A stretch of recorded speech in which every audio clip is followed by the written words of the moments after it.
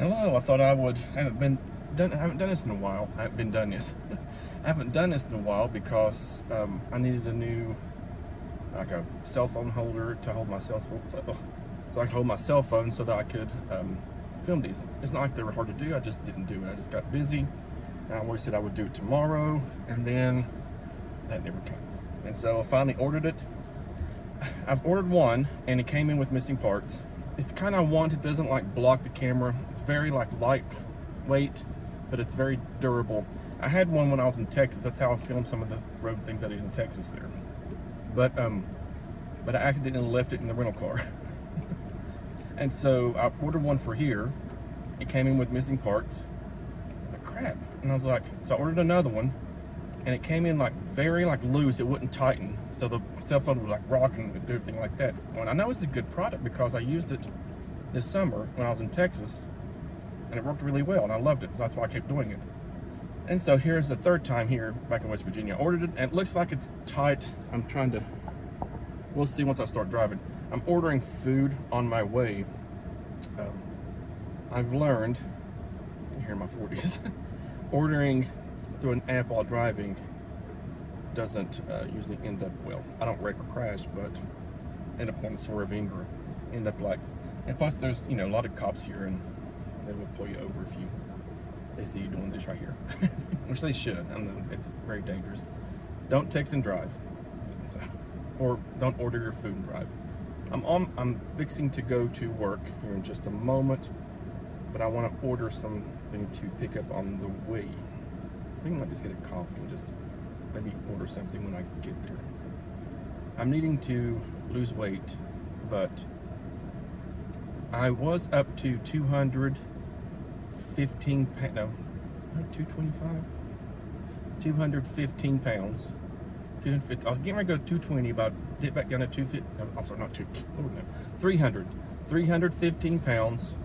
I went up to 320, and you know, you always go up and down a lot, so I landed at 315. I was like, I gotta do something. This is the heaviest I've ever been. And so I went to the doctor, and she gave me a sample of the Ozempic. My insurance won't pay for it because I'm not diabetic. I was told that, yeah, even he had to get doctor's authorization. She tried, and insurance would not pay for it. And I can see why, because there's like a big rush of people getting Ozempic, like me, and so the insurance won't pay for it. So it's gonna be like $1,000, $1,200, I can't remember, a month. And so I ended up going to a local diet clinic and getting the semaglutide, which is the generic version of that, and I was paying $150 to $200 a month. That was for that plus the Adipex pill, Phentermine. So I started that in February, and then in like 5 months I lost 50 pounds. And I didn't want, which is great, but I got off of it because you've seen people who do that and lose it too quickly. They look like skin and bones, and I don't want to look like that. I don't. At least I want to still look healthy. I don't want to look like I just somebody just sucked all the fat and now I have saggy skin on my face. And so most people do it well, but you have some who don't. And I could feel myself losing it too quickly, and so I cut off of that for now. And so I'm just going to discipline myself to eat well. I don't think I'll order. I think I'll just get a coffee and order when I get there, because they have like a touchscreen. And I'm not in any hurry to get to work right now because I'm leaving actually early. My goal is to leave by noon, and it is 12:45. And I've got a messy car here. You can see there. All right, so I'm gonna go ahead and get started. Updates on what I'm doing. I know I need to look and see. I feel like it's been over a year since I've actually done anything on this YouTube channel. Not much has changed. One thing that has changed, I'll tell you here in just a moment. Well, I'm just gonna tell you now. Last time I was here, I was working part-time for Western Governors University. I started that, I want to say, either March, no, it's like around January, February-ish. I'd say January of 2022, 23. And so I was working part-time to them, part-time there is 20 to 25 hours. During the summer busy months with what I do, they'll let you go up to 29.9 hours, because if you get that 30-hour mark, then they have to offer more benefits, which I do give good benefits for part-timers, just not like insurance and stuff. You get everything else but the medical and dental and all that. Like you get retirement and all this other stuff.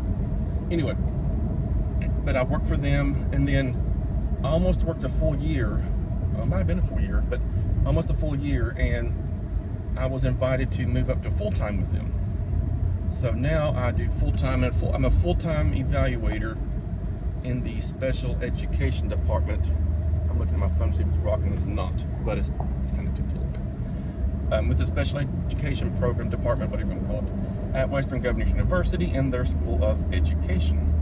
So if you're getting your education degree through Western Governors University, I'm looking at my hair too at the same time, and you take any of the special ed related courses, there's a chance I will evaluate whatever you submit. And you can go on WG's website if you want to look at that. Faculty don't score the assessments and tasks and all that stuff. We have a team of evaluators in every department there that do that. You know, it goes with the whole being unbiased. We never ever see the student except for like one task, but that's going to change here too, actually. And so they don't see us, we don't see them, we don't know each other, and so there's no bias when it comes to grading. I know as an instructor, naturally there's some bias. I know we're all, you know, we all strive to be as fair as we can, but there's some kind of bias that we put in there, like, oh, I've seen them work hard, let's bump them up. Like, oh my gosh, this kid was awful, blah, blah, blah, blah. He always came to class late, I'm not giving him any leeway.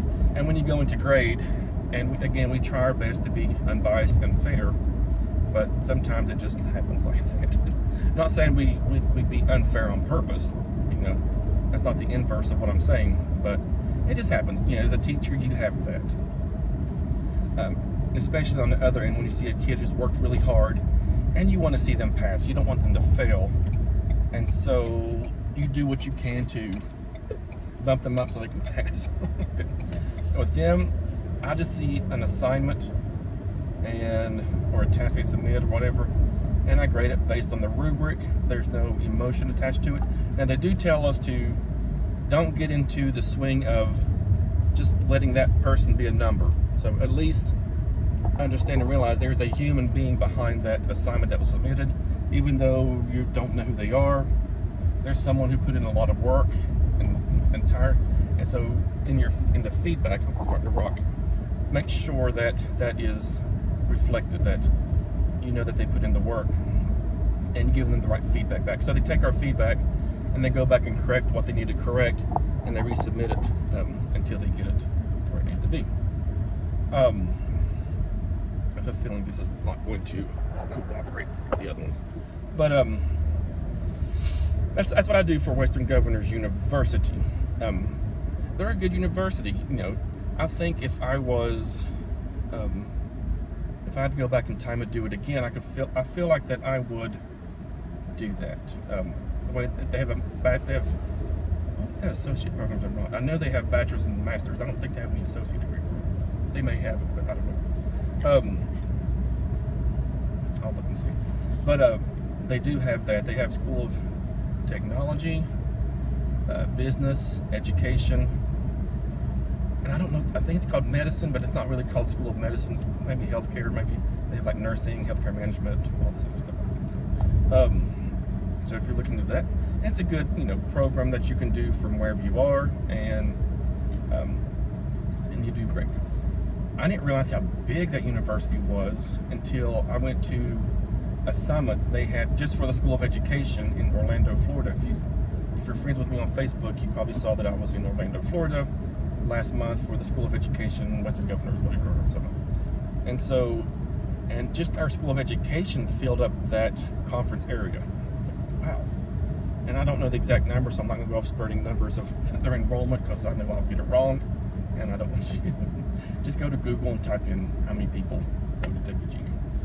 Just employees alone, I was like, geez, the number of employees in the School of Education was probably more than the number of students at my full-time in-person university. I was like, oh wow. Anyway, I'm doing that full-time still, and I am still full-time at the university here in Charleston, where I live. Well, I live in St. Albans. Work in Charleston. My permanent residence is in another place. I stay here just during the work week. At the University of Charleston in the education department. I'm still full-time. I got 2 full-time jobs. I'm still doing VIP Kid. I've never stopped. I take little breaks here and there, like a week break, and like during the summer, I take 3 weeks off. I'll do all that. And, but I'm still doing it. I don't work an uber number of hours like I used to. I mean, we're doing overnights and waking up way early in the morning, even outside the peak hours in the mornings, and working as much as I can, getting all that in there, but getting them weekends, not taking a week nap, and I just don't want to do that anymore. I've got, you know, other stuff I'm doing, makes a lot more money, but I still enjoy working with VIP teacher. I think we went through this issue last time I recorded. VIP teacher, not VIP Kid. Some of the slides in the VIP teacher program still say VIP Kid on it. Some of the more updated curriculum does not say VIP teacher. And Tiger School and VIP teacher are together. I don't know on their end, on the students. I need to ask one of them, because they'll tell me, they'll say they like this letter. They used to go with another company called VIP teacher. And I'm like, oh, in our end, it's the same thing. They're both on the same platform.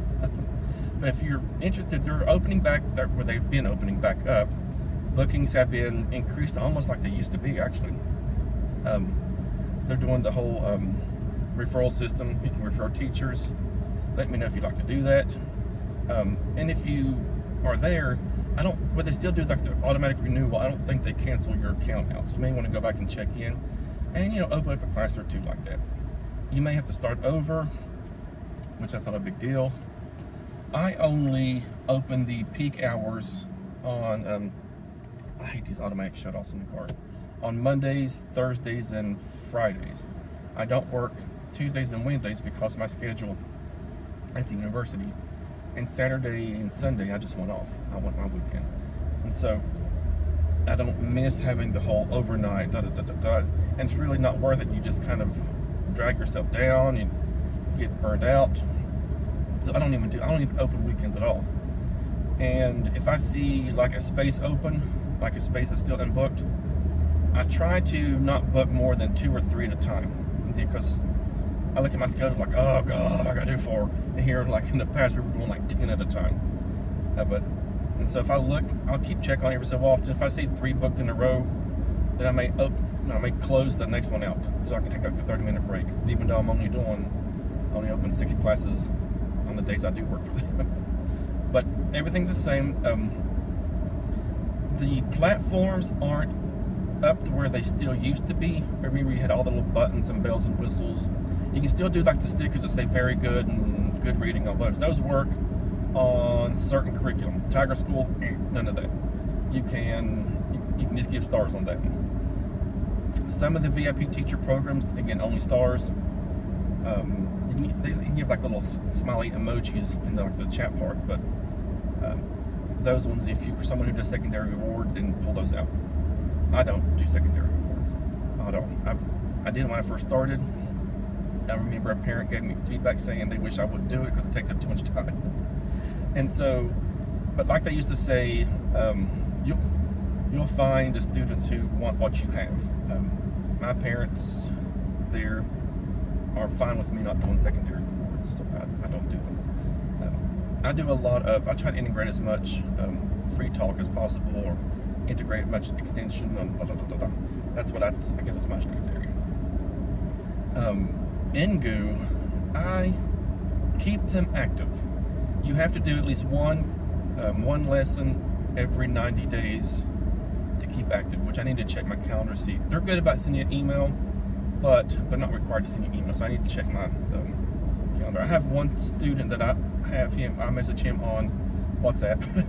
He lives in Japan. That I'll say, I'm getting ready to my 3 months is about ready to come up. Are you free today, or get you tomorrow? because he still does his he'll do like a free, they call it free conversation at Ingo, not free talk, free conversation. He'll book a free conversation, just 25 minutes of having conversations with. It's not like the free talk programs that VIP Kid has that are structured. It's just, it's an open thing. It's just you and that person, and you talk about whatever. And so he does those every day. And so I will book one with him. And sometimes I'll just get a wild hair and say, oh, let's do another one. He'll like, okay, and we'll book one. And I'll say, here, I'm going in. I'm gonna open it up, because if I open it up and someone books it, I get kind of mad, like, ah. And so I'll say, okay, I'm opening it up right now, and he books it right there and then. So I still do Ingu like that. So Ingu, if you're watching that, sorry. Native Camp, I still get their emails, but I don't know if I'm still active. I need to go see if I'm active with them. I'm not. They're okay. They don't pay much at all. They pay okay for like if they book you, but for native speakers, they don't book us. They do what's it called, like the short course. I think it's called something like that, quick booking or something, where they can book you up to 5 minutes, and you're sitting and you just log in and you'll hear doo doo doo. That means someone has booked you for this whatever time, and I think mine is like $5 a 30-minute slot. And if it's like half of that, or they can even say I only want 5 minutes of them, so you get like 5 minutes of the. You don't get the full $5 for that.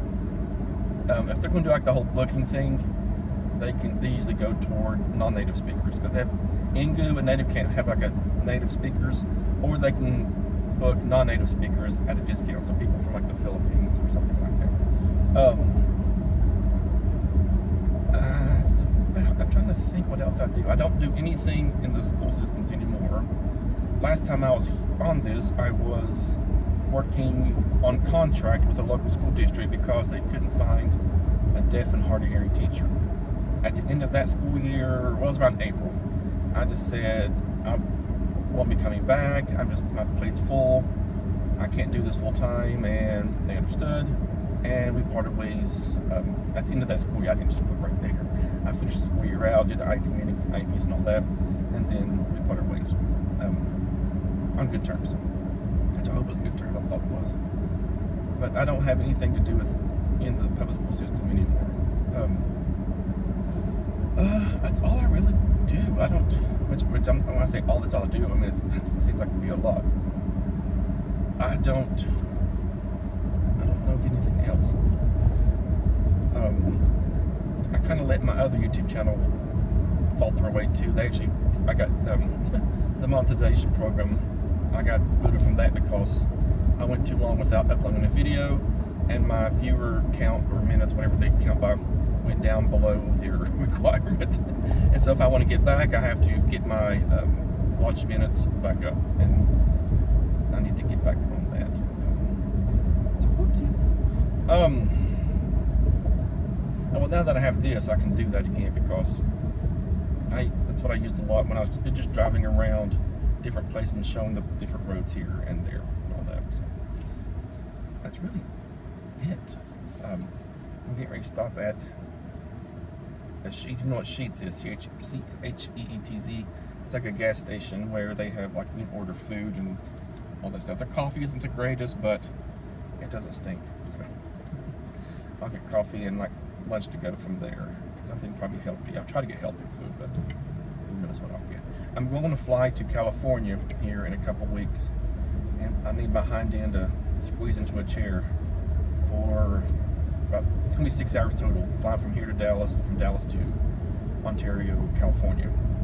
It's going to be like a total 6 hours. And the seats on the airplane and my large frame don't mesh well together. So, alrighty, I just thought I'd do a little update, and hopefully I won't let this fall to the wayside anymore. I don't know if this person's coming over or not, but I don't know. They're just kind of like taking their time. Well, they never put a signal light on. That's why we never let you over you. Ding dong.